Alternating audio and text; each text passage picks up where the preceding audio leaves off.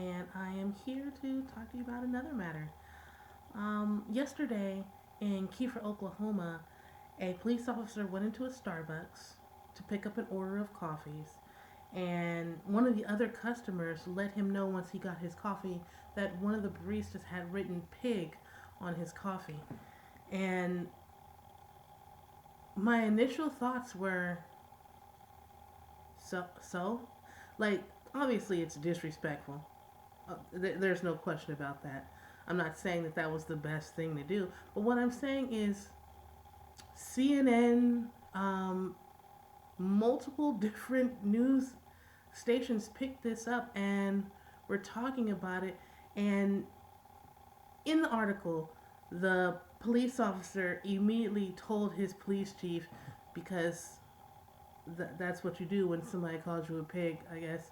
Um, and the police chief had this to say. Omara said that the cup of coffee for a pig is just another little flag, and it's another tiny symptom and a nearly discernible shout from a contemptuous, roaring, and riotous segment of a misanthropic society that vilifies those who stand for what's right and glorifies the very people who would usher in the destruction of the social fabric, is what he wrote. Now, I support the men and women who go out there every single day and put their lives on the lines to protect the regular citizens, be they black, white, Puerto Rican, Haitian, whatever. Um, but let's not pretend like the police force is not a breeding ground for the most uneducated and racist among us.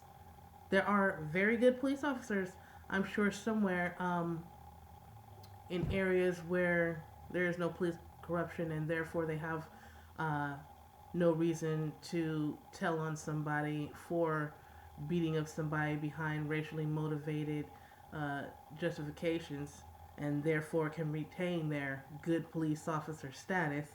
But I don't know where those areas exist, uh, and I'm sure that the good police officers are not just turning a blind eye, that they generally don't see those things. And actually, I know that they are also not turning a blind eye, because I remember a couple of years back when about 10, 15 police officers were on the news talking about how they got fired because they had not turned a blind eye. But that just goes to show you. The thing that bothered me most about this entire situation was that it made the news.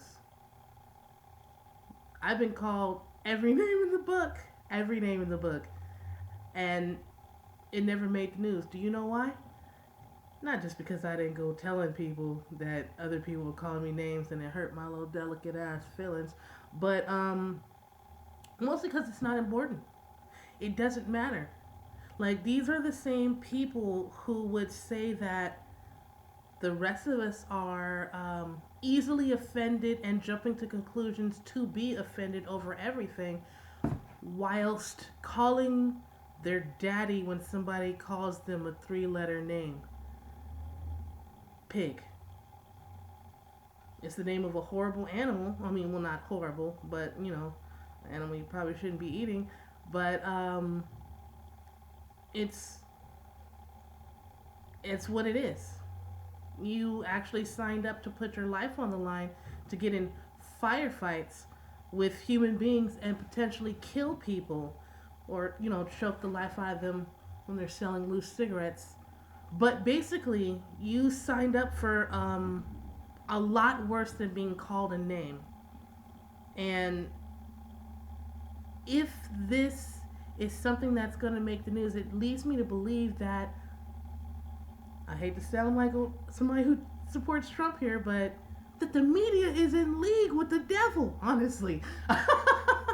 Honestly, you will notice that there are a lot of agenda type news situations going on right now, and the fact that something this minuscule and unimportant to me, is it's unimportant because it actually doesn't affect the actual world in any way. Like, the disrespect towards police goes above and beyond being called a pig, and the murder of unarmed black men, women, and children goes above and beyond being called a nigger or racial profiling. You know what I mean? Like, if we were to give a face to every single one of these incidents that occurred, we wouldn't have time to talk about other things that don't matter. You know what I mean? Like, there's not enough time in the day to talk about how many times a cop has been called a pig today. It's 8:33 a.m. today.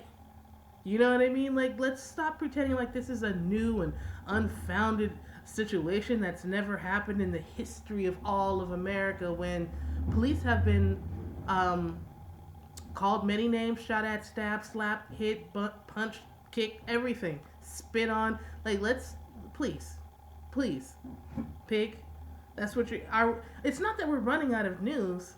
That's not what the situation is. We're not running out of news. What's happening is there is an election coming up soon. I know you know this, and there are lines being drawn in the sand, not just behind this election, but behind all of American ideologies. Uh, the idea that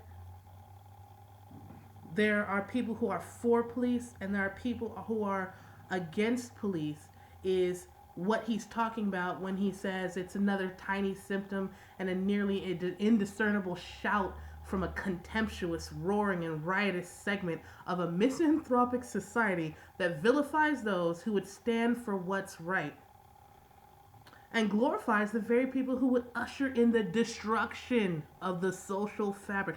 By destruction of the social fabric, do you mean not being treated like enemies and slaves in our own country's backyards, front yards, homes, cars, streets, places that we pay taxes to be at?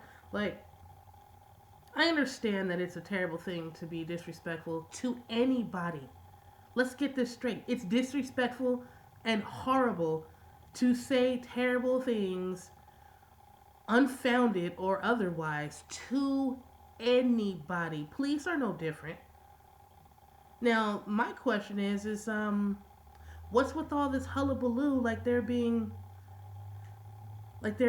demonized all of a sudden? Like like all these videotapes of them doing terrible and horrible things is us demonizing and vilifying them. Like, that's us trying to destroy the social fabric of society, and it's a symptom, and we're vilifying them by showing what's actually going on. Now, vilifying them would be what, they actually train their officers to do in low income and predominantly minority neighborhoods. That's actually vilifying. They actually call it something else. We actually call it something else too, racially profiling and things of that nature. And there are a lot of people who don't think there's anything wrong with racially profiling because they believe in stereotypes. They believe in stereotypes, but yet don't understand why more white people aren't in jail for drugs. Anyway, point of the matter is that if you can't stomach the idea of being called a pig, your skin is too thin to be a police officer. If you think there's not an agenda here with the rise of huge, not just pro police officers, because there's nothing wrong with supporting police officers. There's nothing wrong with supporting police officers when they're not killing unarmed black men and women and children just for the sake of being black men and women and children.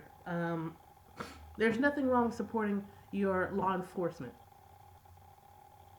But if you think that there's not a rise in the agenda of people who are trying to push certain social ideologies on us, not push, but reclaim and bring back in certain ideological ideas from, slavery times, based on the things that they're doing.